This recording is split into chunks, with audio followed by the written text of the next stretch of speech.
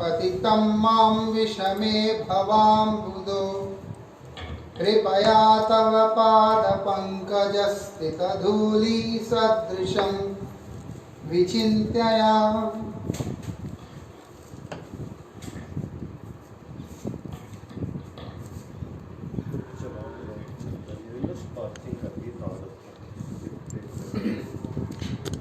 कुमार नित्यदास मुई तुम पसरिया पड़िया छो भवार नवे माया बदहैया कृपा करी कर मोरे पद धूलिसा तुम्हार सेवक करो तुम्हार सेवा पुनाति उत्कंठा दैन्य हैल उद्गा कृष्ण ठाई मांगे प्रेम नाम संकीर्तन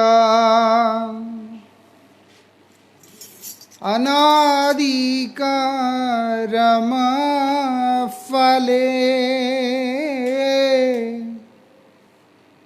पड़ी भावार नव जले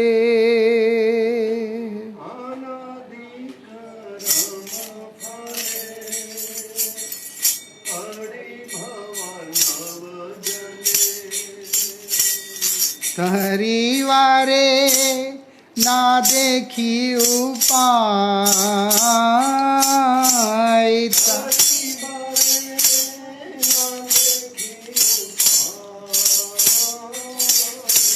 ये विषय हालहले दीवानी शिहिया ज्वले ये विषय हालहले दीवानी शिहिया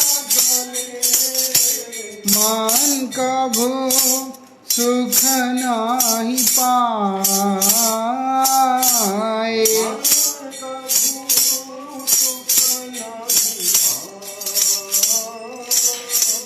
मन कभू सुख नाही पाए मन कभू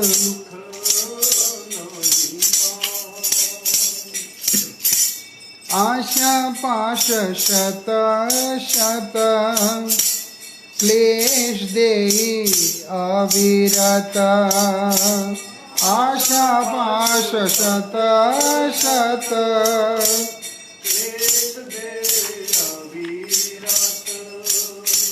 प्रवृत्ति उर्मिरता है केला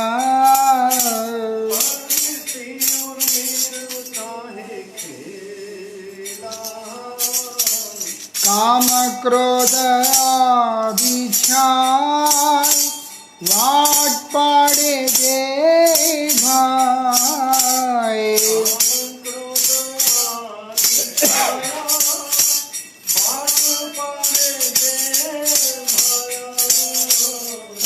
अवसान हैलो आसी वेला अवसान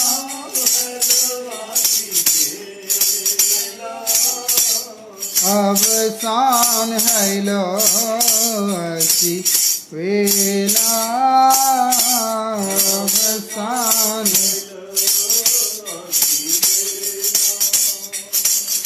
ज्ञान कर्म ठग दुई मोरे प्रतारियालय ज्ञान कर्म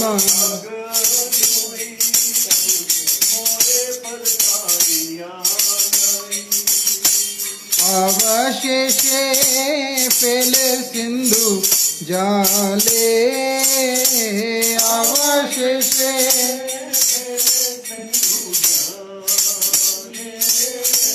ये है न समाये बंधु तुम्ही कृष्ण कृपा सिंधु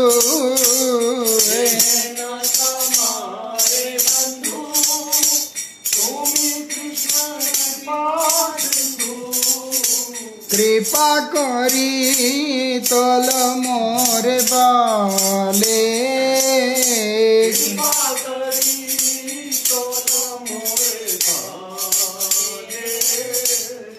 कृपा करी तल मोरे बाले कृपा करी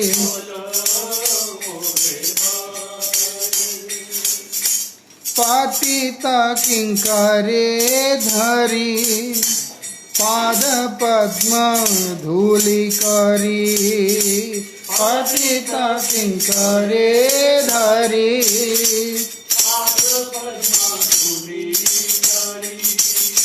देह भक्ति विनोदे आश्रय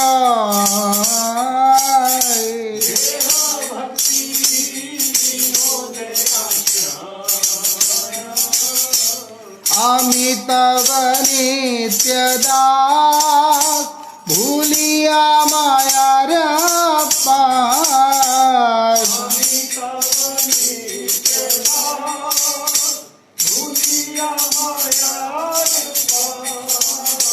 बद्ध है अच्छी दया माय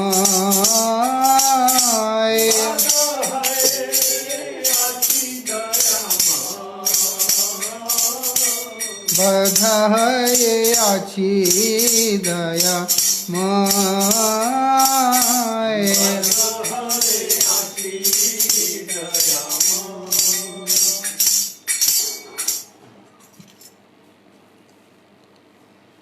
गोविंद लीलामृत श्री राधाम प्राप्त गेहाम निज रमण कृते क्लिप्त नानोपहाराम सुस्नातं रम्य वेशम प्रियमुख कमल लोक पूर्ण प्रमोदम कृष्णं चैवापरान्ये व्रजमनुचलितं धेनुवृन्दैर्वयस्वै श्रीराधालोकतृप्तं पितृमुखमिलितं मातृमृष्टं स्मरामि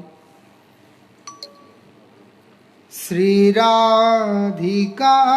गृहे गेला कृष्ण लागी विरचिला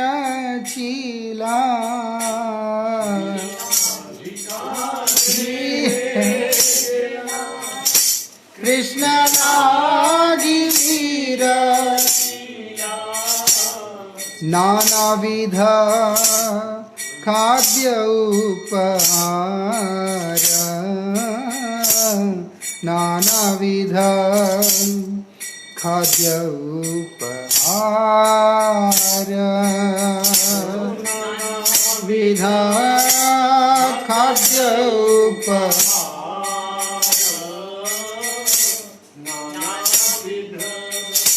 खाद्य उपहार स्नातरम्या वेशधरी प्रिया मुखे क्षण करी वेशधरी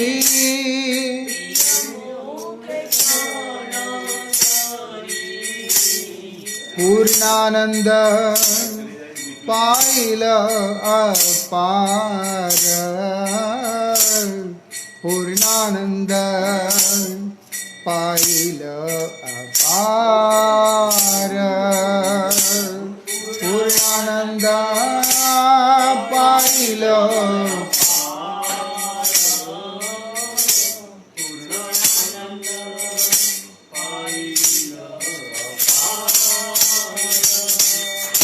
श्री कृष्ण परान्न काले धेनु मित्र लैया चले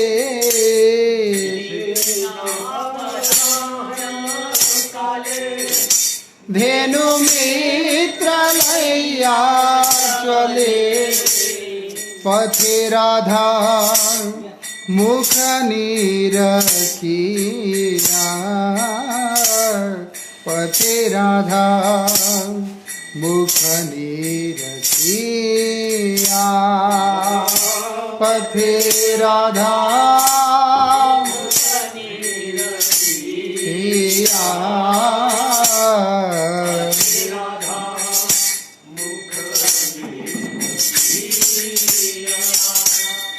नंदादि मिलन करी यशोदा मार्जित हरि मिलन करी हरि स्मरमा आनंदित हैया स्मरमा आनंदित हैया मान आनंदित स्मरमा आनंदित है हरे कृष्णा कृष्णा कृष्णा हरे हरे हरे राम राम राम हरे हरे हरे हरे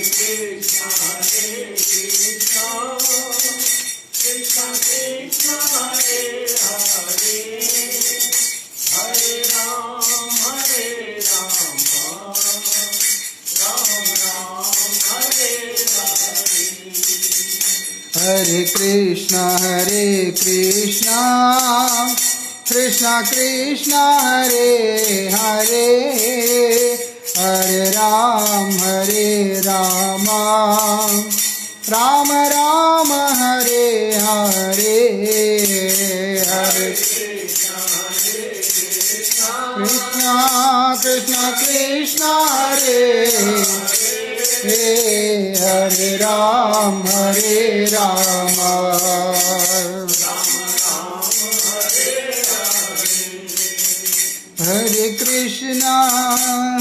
कृष्णा कृष्णा कृष्णा हरे हरे हरे राम राम राम हरे हरे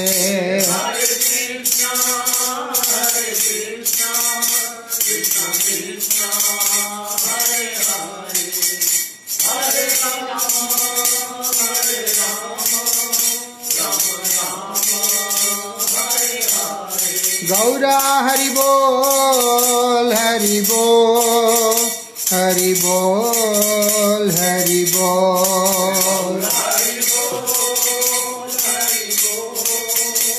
हरि बोल हरि बोल गौरा हरि बोल हरि बोल हरि बोल हरि बोल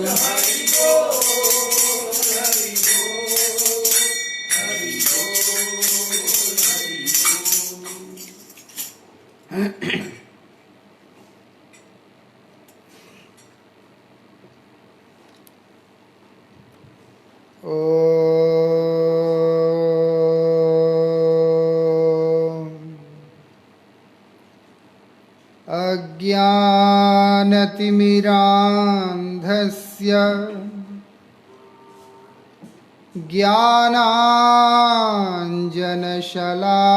ज्ञानाञ्जनशलाकया चक्षुरुन्मीलितं येन तस्मै श्री गुरवे नमः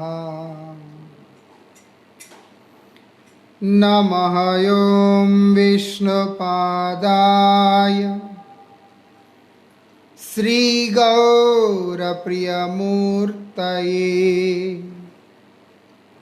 श्रीमते भक्तिवल्लभ तीर्थगोस्वामिने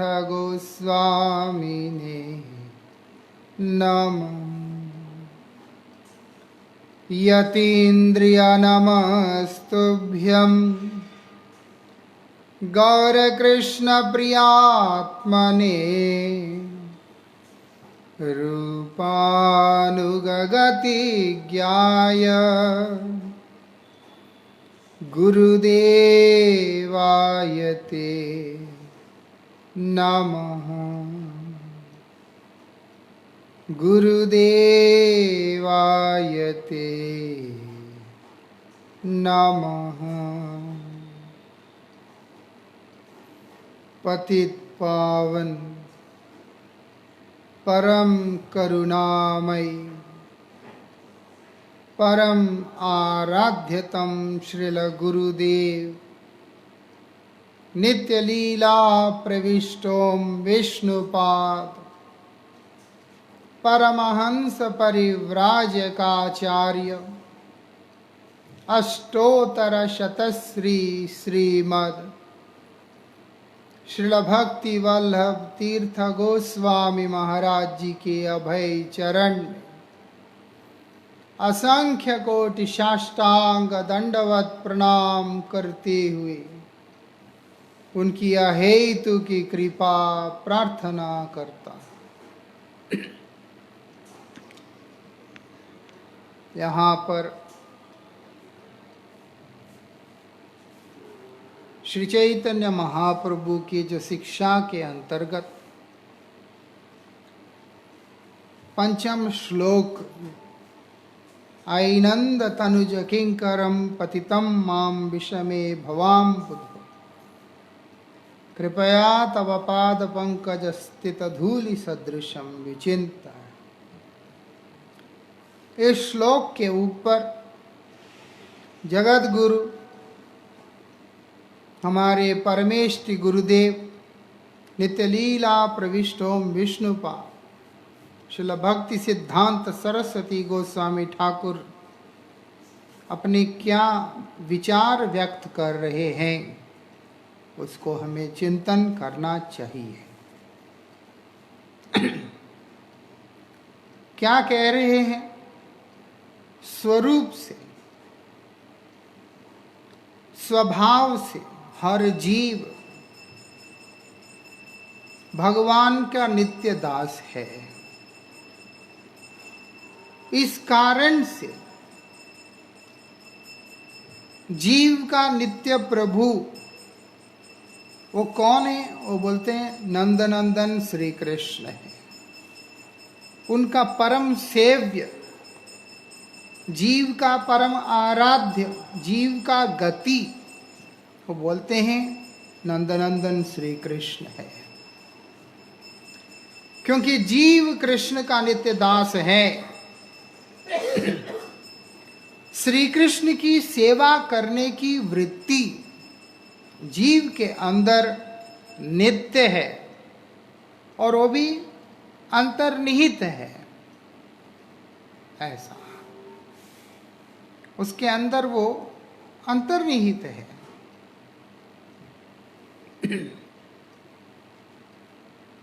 जो कि वास्तविकता में उसकी प्रकृति है, उसका स्वभाव, उसका प्रकृति वो क्या है? भगवान का सेवा करना। ऐसा सेवा करने का जो इच्छा है, थोड़ा सा उसको अगर हम पुश कर सकते हैं तो अपने आप ही जीवन सेवोन्मुख हो जाएगा। क्योंकि वो हमारे अंतर्निहित है, बाहर से लाके करने की जरूरत नहीं है। संसार में बंधन बदलते रहते। ये संसार का कोई भी संबंध स्थायी ना होने के कारण यहाँ जो हमारी सेवा की वृत्तियाँ हैं वो भी स्थायी नहीं है। लेकिन जीव का भगवान के साथ दास होने के नाते सेवा करने की जो वृत्ति है वो नित्य है, और क्योंकि दास होने के कारण वो अंतर्निहित भी है। ऐसा बाय डिफॉल्ट की तरह अंदर है, बस वो करेगा ही करे, उसके पास और कोई ये है ही नहीं है।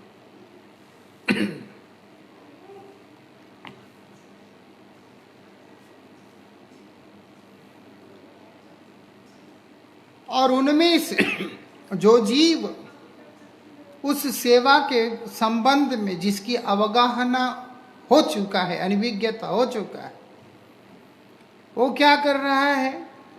सेवा का सुख अनुभव कर रहा है। लेकिन जो जीव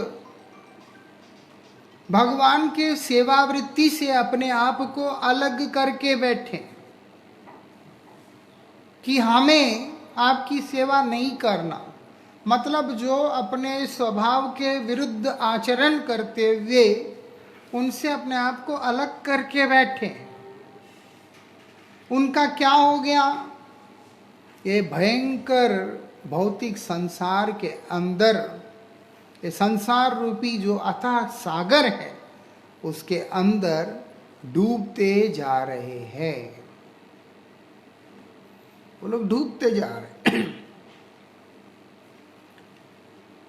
ऐसा, और ऐसी परिस्थिति के अंदर उसको क्या मिल रहा है? त्रिताप के द्वारा उत्पीड़ित तो हो रहा है। वो डूबते हुए संसार में उसको क्या मिल रहा है? सहारे में त्रिताप मिल रहा है और कुछ मिल नहीं रहा। डूबता हुआ व्यक्ति एक सहारा ढूंढता है, वो सहारा इधर इसको क्या मिल रहा है? बोलते त्रिताप मिल रहा है, लो और आनंद लो। ऐसा इस परिस्थिति में जीवात्मा को संबल क्या है? वो बोलते गोविंद का कृपा ही एकमात्र संबल है। ऐसा इसीलिए बोला भूमो स्वगलित पादानाम भूमिरेव अवलंबनम। जमीन में गिरा हुआ व्यक्ति जमीन को ही सहारा बनाकर उसी को पकड़ के उठता है। जमीन में गिर गया बोल के आसमान के सहारे से नहीं उठता। त्वयि जाता अपराधानाम त्वमैव शरणम प्रभु। आपके चरणों में मेरा अपराध क्या है? वो तुम्हारे नित्य दास मुई तुम पासरिया। आपकी विमुखता ही तो मेरा अपराध है। मैं दास होकर के अपना दासत्व का पालन ना करते हुए आपका ही विद्रोह करके आपसे विमुख हो गया। इससे बड़ी विडंबना और क्या हो सकता है? ऐसा इसलिए बोला बड़ी अच्छी भवार्णव, इसीलिए ये भव सागर में मैं आके पड़ गया। ऐसा सहारा क्या है? पुनः यदि कृपा करी, आपका कृपा तो है, मैं उसका पात्र नहीं बन पाया। मैंने इसीलिए आपके कृपा को अपने से अलग करके मैं जाके संसार में कूद गया। अब मैं उसमें डूब रहा हूं। ऊपर से त्रिताप मुझे पकड़ के उत्पीड़ित कर रहे हैं। बचूंगा कैसे? कोई नहीं बचा सकता मुझे। इसलिए अब दोबारा आप मुझ पर कृपा करके अगर मुझे बचा ले। समझा रहे हैं यहाँ पर प्रभुपाद, यही बात को बोल रहे हैं। क्या है? ऐसे डूबता हुआ जीव का सहारा भगवान का कृपा है। इसलिए बोल रहे हैं अगर श्री कृष्ण कृपा करके यदि जीव को अपने चरणों का धूलि के रूप में स्वीकार करे अपनी अहेतु की कृपा से,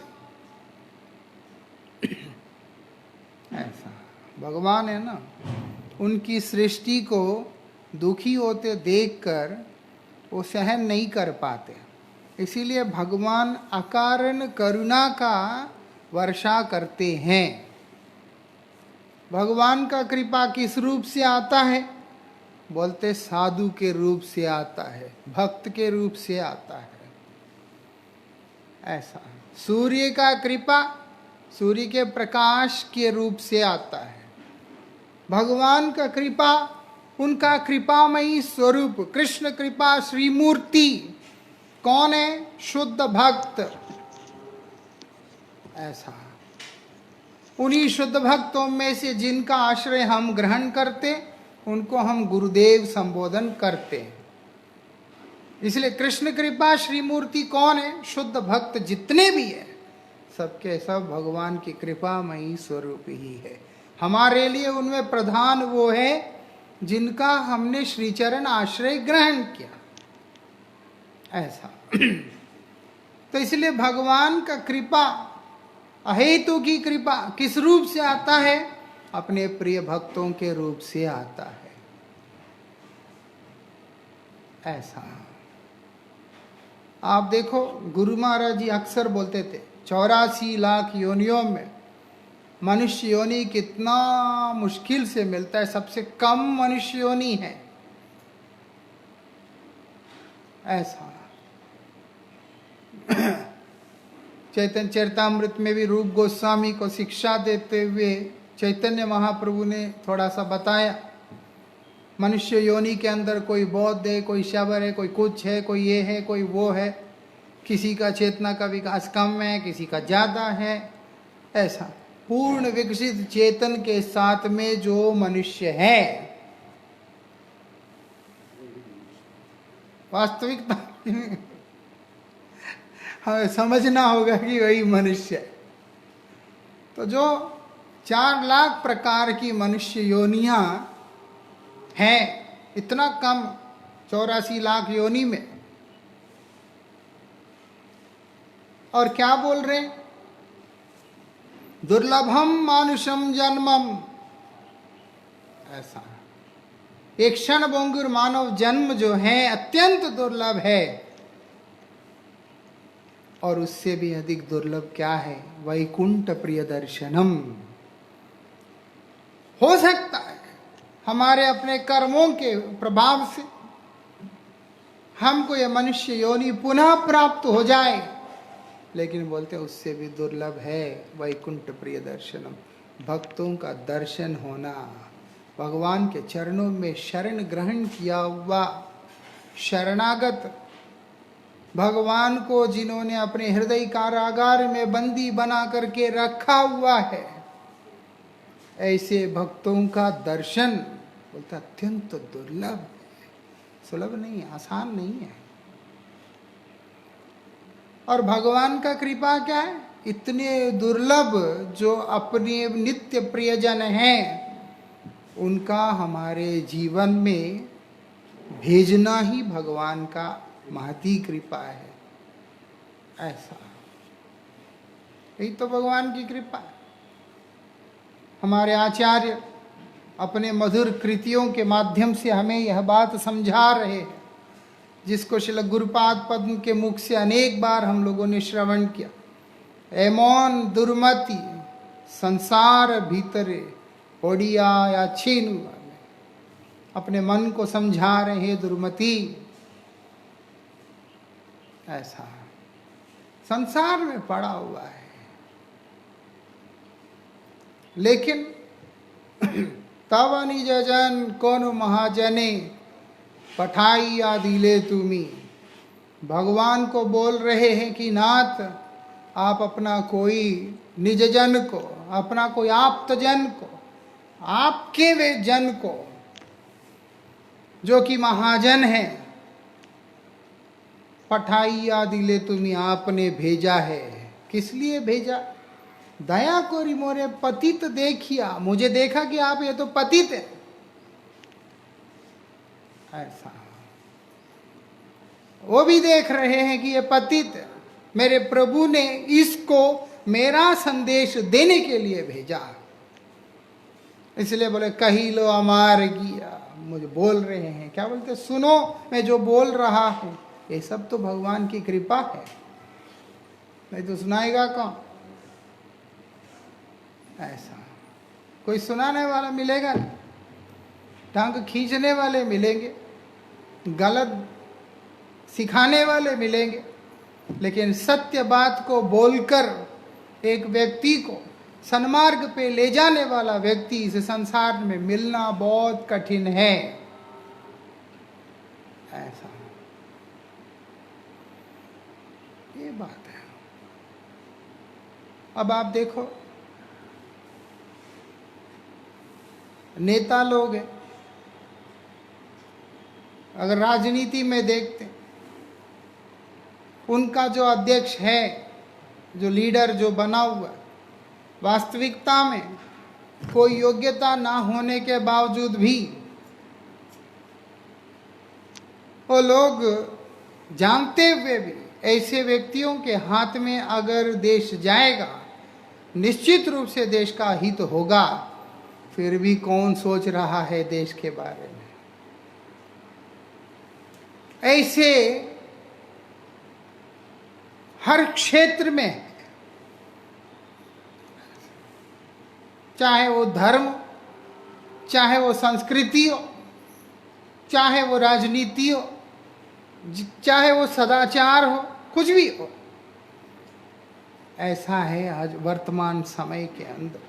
कोई किसी का हित चिंतन करने वाला है ही नहीं। परम दयालु गोविंद ने जगत का कल्याण चिंतन करते हुए अपने आप्त जनों को यहाँ पर भेजा। यही तो उनकी अहेतु की कृपा है, और क्या हो सकता ऐसा। इस संसार में जो संग हमें प्राप्त हो रहा है वो इतना भयंकर है। शास्त्र क्या बोलते हैं? ततो दुस्संगम उत्सृज्य सत्सु सज्जेतु बुद्धिमान।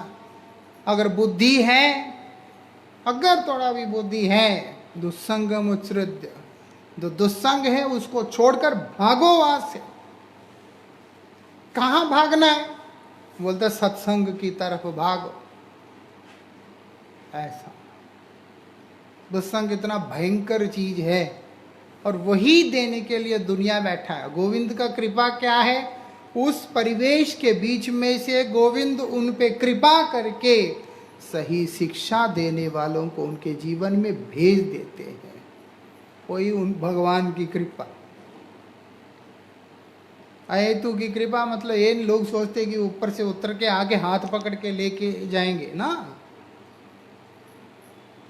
सूर्य ने कृपा किया अपने प्रकाश के माध्यम से, और उसी के सहारे पे हमको सूर्य को प्राप्त करना है। हम दरवाजा बंद करके, कुंडा लगा के, शटर बंद करके सब कर लेंगे और बैठेंगे अंदर, तो कहाँ से आएगा? ऐसा। एक साल मैं और पूज्य महाराज श्री जब फ्रांस गए थे, यूरोप टूर में गए थे, तब फ्रांस गए थे। रात के 9:30 ऐसा कुछ हो गया, और धूप ऐसा दिख रहा है जैसे शाम के 5 बजा हुआ होता है। लगभग 11 आसपास तब तक जो है धूप रहता ही है गर्मियों में। तो 9:30 हो गया, बोलते सो जाइए। बोले इतने रोशनी में शाम को इतनी जल्दी कैसे सोएंगे? बोलते बताते हैं। हम कमरे में, वो लोग ऐसे ऐसे करके शटर खोला, वो खिड़की के अंदर स्ट्रिप्स का शटर बना हुआ है, वो पूरा ऐसा बंद हो गया, कमरा पूरा अंधेरा हो गया पूरा। बोलते हो गया गुड नाइट। तो ऐसा बाहर से कृपा आ रहा है, भगवान कृपा कर रहे हैं भक्तों के माध्यम से, लेकिन उस कृपा को ना हम देखेंगे, ना हम उसको श्रवण करेंगे, ना हम उसको ग्रहण करेंगे, तो क्षति हमारा ही होगा ले दे करके। उनकी कृपा में कमी नहीं है, हम लोग नहीं उसको ले रहे हैं, ये हमारी दुर्दैव है। ऐसा इसीलिए चैतन्य महाप्रभु ने इशारा भी किया, आपने नाम में पूरा ताकत, पूरा शक्ति भर दिया, लेकिन दुर्दैव तो हमारा है, नाम में अनुराग होता नहीं। ना ही जनमल नाम में अनुराग मोर, नाम में अनुराग नहीं हो रहा है। ये बात है, कितना भी प्रयास करो उनकी तरफ से कमी नहीं है, ग्रहण करने वाले की तरफ से कमी है। ऐसा तो यहाँ प्रभुपाद इसी बात को बतला रहे। कृष्ण विमुख होके जीव पतित तो हो गया, लेकिन भगवान पतित नहीं है ना। इसलिए भगवान अपनी अहेतु की कृपा को उसके ऊपर दे रहे हैं, क्योंकि उनको मालूम है यही इसका एकमात्र सहारा है। एक गिरा हुआ दूसरे गिरे को कैसे उठाएगा? उसके लिए सहारा वो चाहिए जिसका हाथ मैंने पकड़ा हो, जिसने मुझे पकड़ा हो, ऐसा, या मैं स्वयं ही हूं। इसीलिए गोविंद क्या करते हैं, स्वयं अपने हाथ को आगे करते कि चल, ऐसा आके उठा दो, बोले जाओ फिर और क्या होगा अंत में, तो ऐसा। तो इसलिए यहां बता रहे हैं जीव को भगवान जब ये स्वीकार करते हैं कि ये मेरा चरण का धूल है, तब क्या होता है तब भगवान के स्वीकार करने से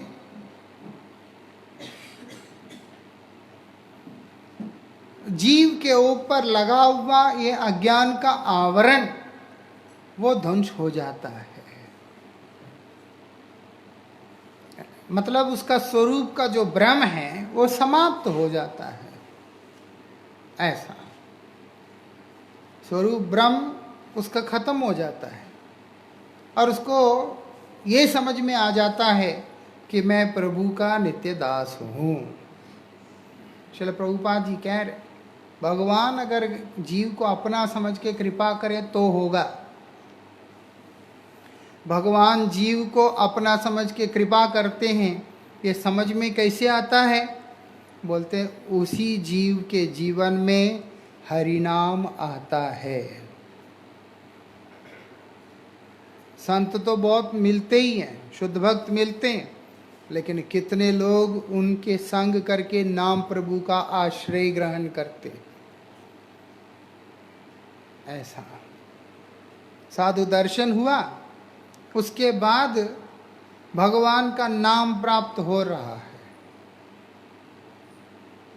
ऐसा साधु कृपा, नाम प्रभु का कृपा, ये सब भगवान का कृपा है वास्तविकता में।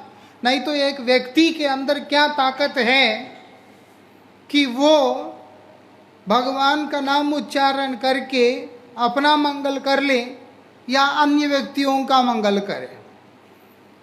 उनकी निष्कपट सेवा वृत्ति को देखकर, उनकी शरणागति को देखकर कृष्ण अपने शक्ति को संचारित करते हैं।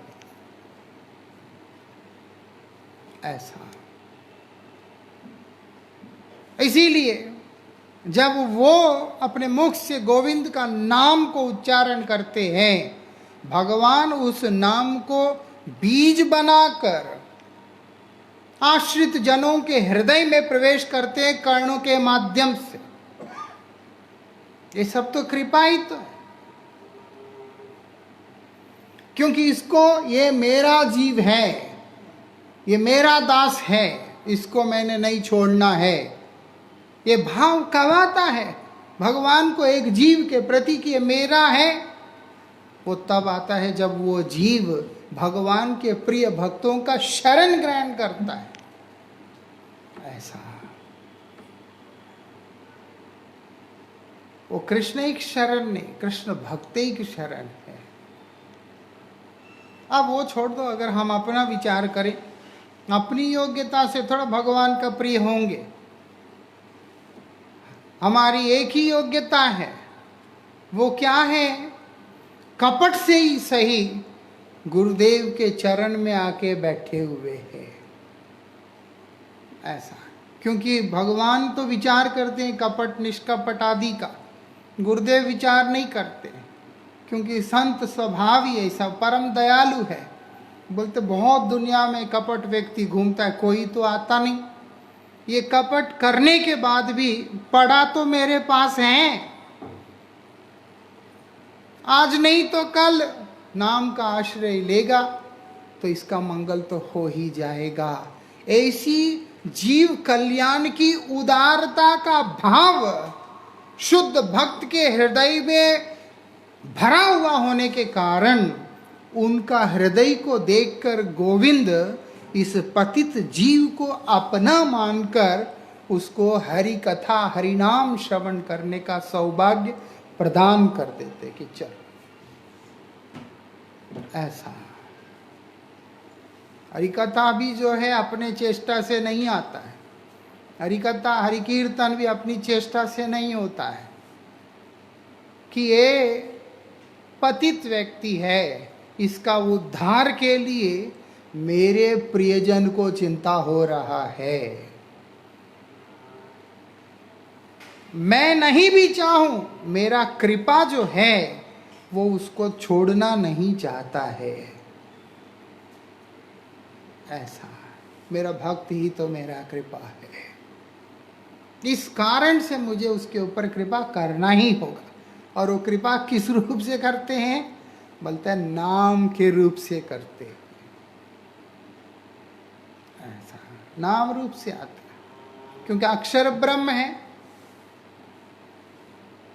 ऐसा नाम विग्रह स्वरूप तीन एक रूप, अगर वो विग्रह रूप से आते हैं, बदजीव होने के कारण विग्रह को विश्वास नहीं कर पाता है। केवल शुद्ध भक्त ही ये बात कह सकता है कि प्रतिमा नाई तुम्ही साक्षात ब्रजेंद्र नंदन। बदजीव कैसे कहेगा, एक पतित जीव कैसे कहेगा? वो नहीं कह सकता है। इसलिए विग्रह रूप में आए तो भी वो स्वीकार करेगा नहीं, और वो अपने स्वस्वरूप में आएंगे तब भी उसको स्वीकार करेगा नहीं, क्योंकि समझ ही नहीं पाएगा कि भगवान ही आए। इसीलिए वो अपने कृपा को नाम प्रभु के रूप में बनाकर वहाँ पर आते हैं कि चलो अब वो नाम करेगा जब। और बड़ी विचित्र अद्भुत बात है, नाम प्रभु के अंदर क्योंकि भक्त के मुख से आया, भगवान की कृपा से आने के कारण वो बीज बन के आया। थोड़ा प्रयास करने से वो बीज अंकुरित होकर आगे बढ़ने लग जाएगा। इसलिए हरिनाम थोड़ा सा अगर हम ठीक करने का कोशिश करते हैं तो नाम करने का इच्छा बढ़ जाता है। हरिनाम एक असाइनमेंट नहीं है कि मैंने रोज इतनी माला करनी है, उसके चलो जी हो गया ना। हरिनाम का असाइनमेंट, हरिनाम तो जीवन है। ऐसा श्री श्री राधा गोकुलानंद भगवान की।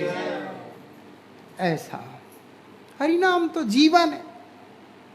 जब जीवन मिल रहा है तो कोई भी व्यक्ति उसके लिए संकुचित क्यों रहेगा? ऐसा रुचि का अभाव में, जब रुचि का अभाव है इसीलिए नाम करते हुए उत्साह होता नहीं है और आगे बढ़ने का। लेकिन नाम इतना प्रभावशाली है जो कि भगवान के कृपा से आया। थोड़ा चेष्टा करने पर, थोड़ा प्रयास करने पर उसका जो फल है बड़ा ही अद्भुत होकर के सामने आता है। बोलते वही भगवान की कृपा है, अहेतु की कृपा। नहीं तो दुनिया में कितने लोग हैं, गाने वाले कितने, बोलने वाले कितने, ऐसे ऐसे कथावाचक भी है, बड़े भावुक स्वरों में, रसमयी संगीतमयी, ना जाने क्या क्या तरीका से बोलते, लेकिन बाद में एक भी हरिनाम नहीं करता है। भगवान के प्रति एक का भी समर्पण नहीं होता है, उनके व्यसन नहीं छूटते, कुछ भी नहीं होता। लेकिन यहाँ हरिनाम करते करते करते व्यक्ति चाय, कॉफी, प्याज, लहसुन, दुनिया भर का गंध सब कुछ छोड़ देता है। ऐसा वो परिवर्तन उसके जीवन के अंदर आ रहा है। अनादिकाल से अनादि कर्म फले पड़ी भवार्णव जले, तारीवारे ना देखी उपाय। बचने का उपाय भी जिसको दिखाई नहीं दे रहा, अनादिकाल से पड़ा हुआ वो संस्कारों को लेकर ये नाम करने से ऐसे ऐसे ऐसे सब शुद्ध होना शुरू हो जाएगा। यही तो कृपा है, क्योंकि भगवान ने उसको अपना मान लिया है।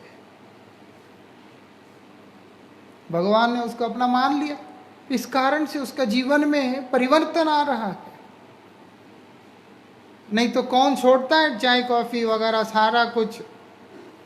कितने लोग देखा हम लोगों ने, शराब पीने वाला शराब छोड़ देता है, मांस खाने वाला मांस छोड़ देता है, प्याज लहसुन छोड़ देता है, चाय कॉफी छोड़ देता है, सब छोड़ देता है। ऐसा मूंछ भी निकाल देता है, एकदम सारा काट कूट के तिलक लगा के बैठा हुआ है, माला लेकर के। भैया इतना परिवर्तन! पीछे से कौन डंडा चला रहा है कि छोड़ दे छोड़ दे छोड़ दे? ना, भगवान ने उसको अपना लिया है, उसको नहीं पता क्यों अपनाया है, क्योंकि वो भगवान के कृपा के शरण में गया हुआ है। बस वैष्णवेर आवेदने कृष्ण दयामय एहे न पामर प्रति वही बेसल। हे नाथ, भक्त जब प्रार्थना करता है भगवान को उतरना ही पड़ता है, कृपा करना ही पड़ता है। भगवान भक्त को भेजते हैं और भक्त का हृदय द्रवीभूत हो जाता है। उसके द्रवित हृदय को देखकर भक्त के भगवान को कृपा करना पड़ता है। ले दे के सब गोविंद का ही कृपा है, लेकिन इसमें एक लीला का भाव है, एक आनंद का विषय है। बस प्रत्यक्ष ना सही, परोक्ष रूप से जीव को अपनी ओर लाने का एक प्रयास है। सीधा जाके भगवान बोलेंगे कि तू चल, वो आएगा नहीं, गधा है ना, ऐसा आएगा नहीं। उसको सिर्फ गाजर चाहिए, ये प्रॉब्लम है। तो भगवान क्या करते हैं, जैसे एक धनी व्यक्ति, बेटा घर छोड़ के भाग गया, उसको पता है कि ये मेरा बेटा है, भागा हुआ है, मेरे पास आता नहीं। वो बोलने से वो घर लौट के आता नहीं, तो इसीलिए अपना दोस्त को भेजता है, तुम जाओ उसको समझा के लाओ, ऐसा तुम समझा के लाओ। वो जाके बोलते है क्या कर रहा है तुम, तुम्हारा पिता इतना धनी है, इतना कुछ है, तुम्हें इतना प्यार करता है। भगवान बोले मैं तुम्हें प्यार करता हूँ, बद्धजीव को यकीन नहीं होगा, समझ नहीं आएगा। और दूसरा, भगवान जो है वो क्या है विषय विग्रह होने के कारण वो अगर कहेंगे भी कि मैं तुम्हें प्यार करता हूँ, तो वहाँ उनकी थोड़ा प्रभुता दिख सकता है। उनका प्रेम जो है होते हुए भी ऐसा लग सकता है कि वो तो प्रभु हैं। इसीलिए भगवान ने एक रूप में आश्रय विग्रह बनकर, है ना, भक्त रूप धारण करके स्वयं भगवान ही एक रूप में वो जाके बोल रहे हैं। अब भगवान मैं तुम्हें प्यार करता हूं बोल के जो जीव को कह रहे हैं, भक्त का रूप लेकर के भक्त भाव में जाकर के बोल रहे हैं। ऐसा वहां प्रभु का इमोशन नहीं है, सेवक का इमोशन है। वहां मैं सेवक हूं गोविंद का, गोविंद हमसे बहुत प्रेम करते हैं, तुम गोविंद से विमुख होकर संसार में पड़े हो, चलो नाथ की सेवा में। ऐसा इसलिए करने वाला कृष्ण ही है, ऐसा। लेकिन क्या है, उनका कृपा है, जिस जिस के ऊपर कर रहे हैं उन सबको गोविंद ने अपना बोल के स्वीकार किया है। हम सबको भगवान ने स्वीकार किया, हमें समझ हो या ना हो, हम बद्ध हो चाहे सिद्ध हो, कुछ भी हो। अब आगे ना बढ़ पाना एक तरह से हमारा समस्या है। गोविंद ने तो स्वीकार किया, जो आगे बढ़ेगा उसके जीवन में तो भगवान दूर कहाँ है। नाति दीर्घेन कालेन भगवान विशते हृदय, भगवान यहाँ बैठे हुए हैं चैत्य गुरु के रूप में, और वो हम लोगों को अनुभव में आएंगे। ऐसा तो यहाँ यही बात बतला रहे हैं, जीव के ऊपर लगा हुआ वो आवरण वो मिट जाएगा और उसको अनुभव होगा कि मैं प्रभु का दास हूँ। अब आप देखो सप्तम याम कीर्तन में जो पहला हिस्सा आता है श्रील भक्तिविनोद ठाकुर जी के द्वारा विरचित, उसमें सबसे पहले ही शब्द आता है, गाइते गाइते नाम की दश हईल, कृष्ण नित्य दास मुई हृदय स्फुरिल। मैं कृष्ण का नित्य दास हूं, ये स्फुरित होगा। कोई ऐसी चीज नहीं कहीं से लाके इम्प्लांट किया हुआ है, वो क्या अंतर्निहित है, भीतर ही है कि मैं दास हूं। और इसी बात को श्रील प्रभुपाद भी इस बात के अंदर बतला रहे, उसके अंदर है, लेकिन पतित होने के कारण आवृत हो गया, ऐसा ढका हुआ रह गया है। लेकिन वही भगवान का नाम गाते गाते, गाइते गाइते नाम, ऐसा ये है, प्रेजेंट कंटिन्यूस है। ये है, वहां पास्ट और फ्यूचर का बात नहीं है,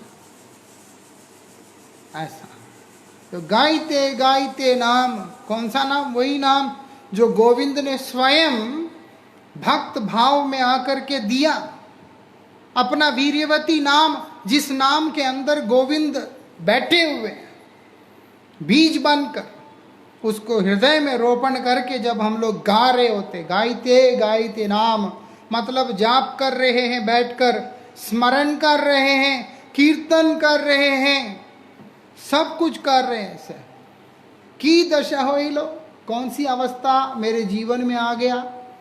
बोलते कृष्ण नित्य दास मोई, मैं तो कृष्ण का नित्य दास हूं, तुम्हारे नित्य दास मोई।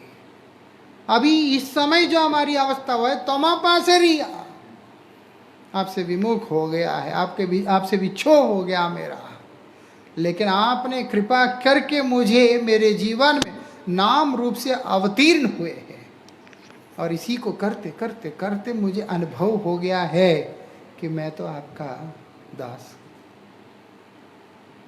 ऐसा। तब जाके ना समझ में आता है, जानिलाम माया पाशे ये जड़ जगत है, माया का बंधन है। तो जब तक ये बात समझ नहीं आता, बंधन होने से भी बंधन नहीं लगता है। ये भी एक विचित्र बात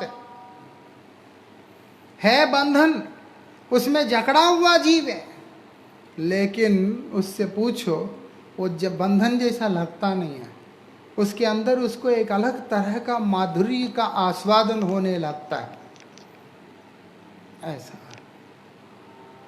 जो बंधन नहीं है, उनमें बंधने का भी जी करता है। हाँ बिल्कुल, निश्चित रूप से। जो बंधे हुए को देखने से इसको भी ऐसा इच्छा होता है कि मैं भी जाके बंध जाऊं उसमें। और बंधन में क्या दुख है बंधे हुए को पता है, लेकिन बाहर खड़ा होकर देख रहा है, उसको बड़ा मनोरंजन सा लग रहा होता है वो, ऐसा। वो उसमें फंसा और उसके बाद खत्म। क्या करें? उसको देखो ना, उसको क्या बोलते हैं, वो चमकने वाले कीड़ा होता है छोटा, जुगनू। उसको देखो, आग को देखता है तो खुद तो चमक ही रहा है, आग को देखने के बाद उसको ऐसा लगता है कि नहीं नहीं ये क्या है, देखना है देखना है। जल जल के मर रहे हैं, लेकिन फिर भी जाएगा उसी में कूदने के लिए, ऐसा। बड़ा दयनीय स्थिति है। बोलते इसीलिए बोलते जानिलाम माया पाशे, जान चुका हूं मैं क्या, ये जड़ जगत जो है माया का बंधन है, ऐसा। नहीं तो नहीं समझ में आता है। जब तक कि मुझे अपना स्वरूप का बोध नहीं होगा, तब तक मुझे समझ में आएगा नहीं कि मैं यहां फंसा हुआ। इसीलिए हमारे आचार्य बोलते हैं, तुम अपने आप को जानो, खुद को जानने का प्रयास करो। तस्य त्वमसि, तुम उसके हो, इस बात को तो जानो। जब तुम खुद को ही नहीं जानोगे कि तुम कौन हो, तुम किसके हो, तो फिर उसके बाद सुकून कहाँ है, चैन कहाँ है जीवन में? है ही नहीं, ये बात। तो इसीलिए यहां पर इस बात को बतला रहे हैं।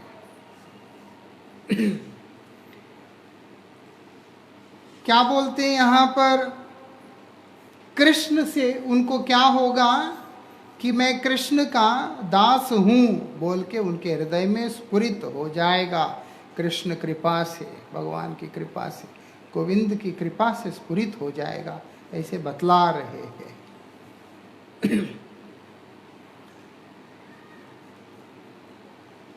हर व्यक्ति का अपने निज चेष्टा से, अपने स्वयं की चेष्टा से, अपना खुद का प्रयास से भगवत पाद पद्म को प्राप्त करने का जो प्रयास है, उसको हमारे शास्त्रीय भाषा में आरोह पंथ बोल के संबोधन किया, बताया गया ऐसा।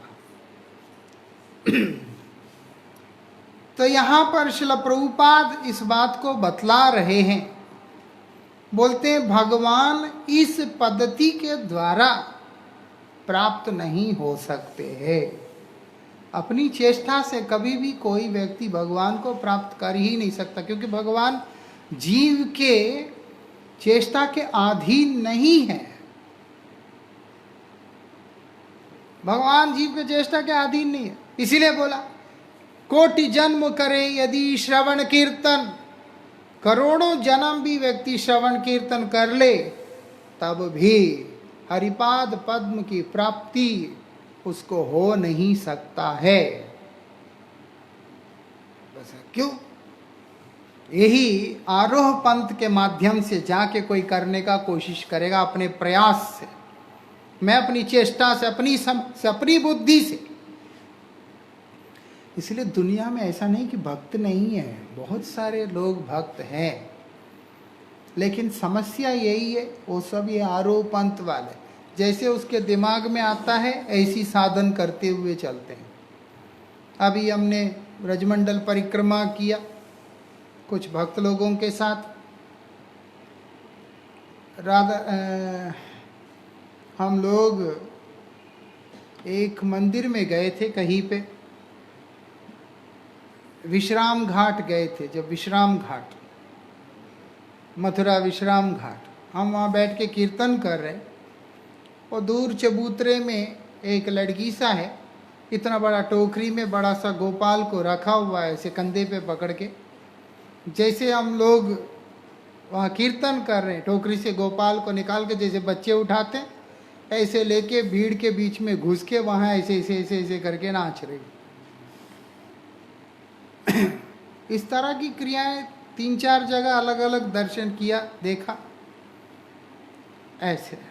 तो ये जितने भी लोग हैं, ऐसा नहीं वो खेल समझ के नहीं कर रहा है, उसके दृष्टि से वो सही कर रहा है, उसके लिए वो साधन है, या यूं कहे उसके लिए वो साधन भी नहीं है, उसके लिए तो वो सिद्धि है। ऐसा साधन क्या होता है उनके लिए? तो वो सिद्धि है कि हो गया, हम गोपाल लाया, रखा, ऐसे ऐसे किया। अभी मथुरा रेलवे स्टेशन में मैं और पूज्य महाराज श्री पंजाब जा रहे थे, हम दोनों वहाँ बैठे, एक वो लोग केले लेके आए, टोकरी में गोपाल है, ढक्कन खोला, छील के गोपाल को ऐसे ऐसे किया, फिर उसके बाद गोद में ही रख के दोनों हाथों से खा के कपड़ा से हाथ पोंछ लिया, और उसके बाद टोकरी का ढक्कन लगाया, चलो जी। कोई शौच, कोई विचार, कोई आचार, कोई सदाचार, कोई भजन, कोई नाम, कोई कीर्तन, कोई जप, कोई संग, कोई साहित्य, कोई गुरु, कोई वैष्णव, कोई चीज किसी चीज से लेना देना ही नहीं। ऐसा अपनी चेष्टा से, अपने मनोधर्म को और अपने बुद्धि को प्रयोग करके उनको जो धर्म लगता है, जो नीति लगता है, उन्हीं को पालन करते हुए चलते हैं। ऐसे जो लोग हैं, बोल रहे हैं, उनको कभी भी भगवान प्राप्त नहीं हो सकते हैं। खुद भगवान गीता जी में इस बात को उद्घोषित भी करते हैं, यह शास्त्र विधिम उत्सृज्य वर्तते कामकारत न सिद्धिमवाप्नोति न सुखम न पराम गति। शास्त्र में बताए गए विधि विधानों को, एक पद्धति को, एक प्रणाली जहां पर दिया गया है, इस परिपाटी से तुम्हें मेरे पास आना होगा। मेरा सेवा को अंगीकार करना होगा, मेरा आश्रय में आना चाहते हो, उसका ये विधि है।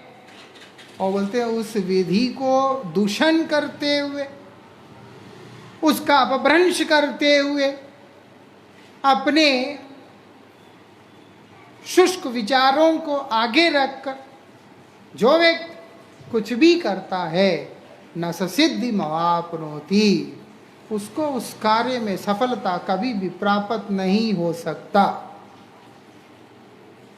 ना सुखम, उसको सुख भी मिलेगा, थोड़े टाइम के बाद मन उब जाएगा, ले जाके किसी और को दे देंगे।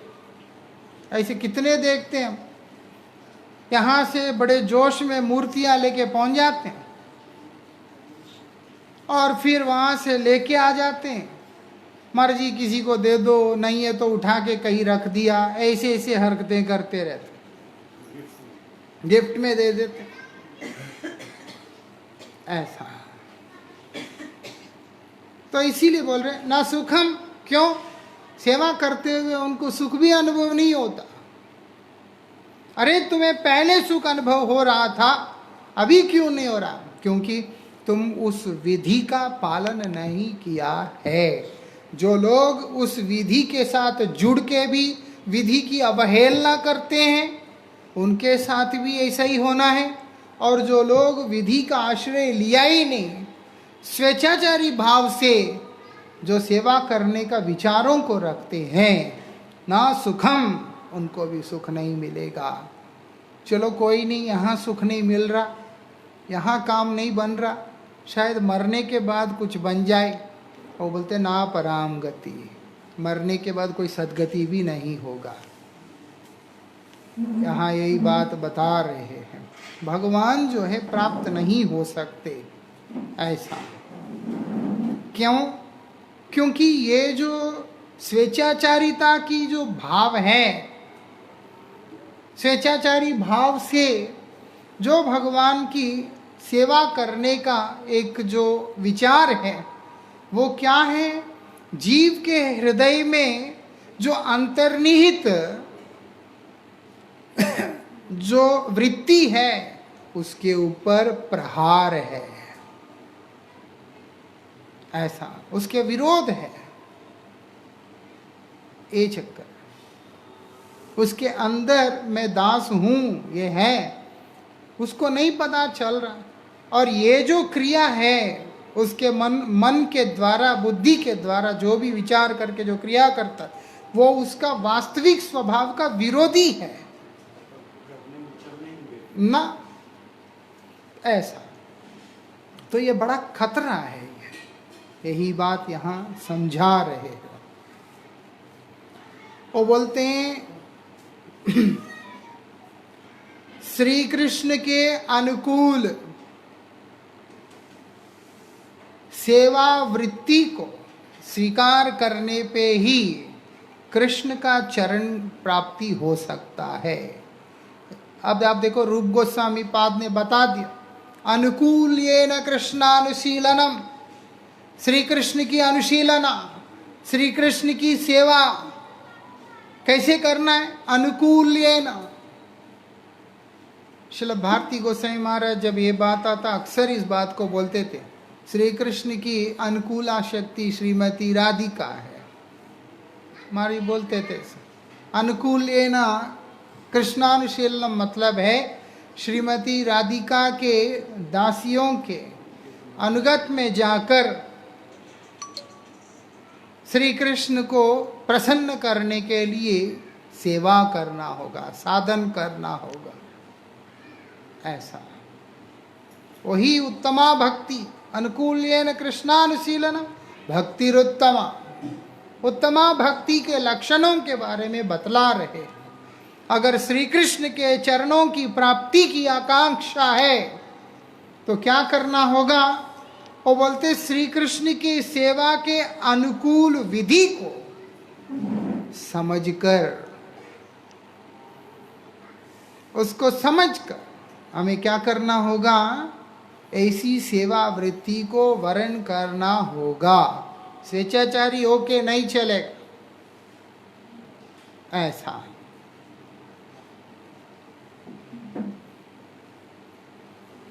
बोलते हैं ऐसे श्रद्धा के साथ एक व्यक्ति साधन भजन के पथ पे नियोजित होगा, ऐसा इससे पहले नहीं होगा। इससे पहले जो हम कर रहे हैं उसको हमारे शास्त्रों ने साधन भजन बोल करके स्वीकार ही नहीं किया। आप देखो, कल तो हम यही चर्चा कर रहे थे, श्री गुरु महाराज जी इस बात को बोल रहे हैं, भजन का आरंभ ही शुभारंभ ही शरणागति से होता है। जब शरणागति नहीं है तो फिर किस चीज का भजन है, ऐसा। अब अगर हम देखते, श्रद्धा शब्दे विश्वास, सुदृढ़ निश्चय, सुदृढ़ निश्चय, क्या बोल के निश्चय है? निश्चय दृढ़ता के साथ में सुदृढ़ निश्चय है। क्या है? श्री कृष्ण से संबंधित कर्म करने पर सर्व कर्म कृत है। अगर हमने कृष्ण के लिए कर्म किया है, कृष्ण के शरण होके कृष्ण की प्रसन्नता के लिए कर्म किया है, सर्व कर्म कृत है। ये वो अलग अलग कुछ करने की जरूरत ही नहीं है, वहां श्रद्धा माना गया है। उसके बाद साधु संग है। हरिनाम लेने के लिए जब एक व्यक्ति आगे आता है, उसके अंदर ये फर्म कन्विक्शन होना चाहिए कि मैं जिस परंपरा का आश्रय ग्रहण कर रहा हूं, जिस परंपरा के विधि से मैं कृष्ण सेवा के लिए अपने आप को समर्पित कर रहा हूं, ये पूर्ण है। इस विधि को, इस प्रणाली को, इस परंपरा को वर्ण करते हुए साधन करने पर मुझे और कुछ करने की जरूरत नहीं, इसी से मेरे प्रभु का कृपा मेरे ऊपर हो जाएगा, तब जाकर के भजन शुरुआत होगा। आगे की चर्चा समय मिला तो कल करें। वृंदावन बिहारी लाल की वांछा कल्पतरुभ्यश्च कृपा सिंधुभ्य एव च पतितानां पावनेभ्यो वैष्णवेभ्यो नमो नमः।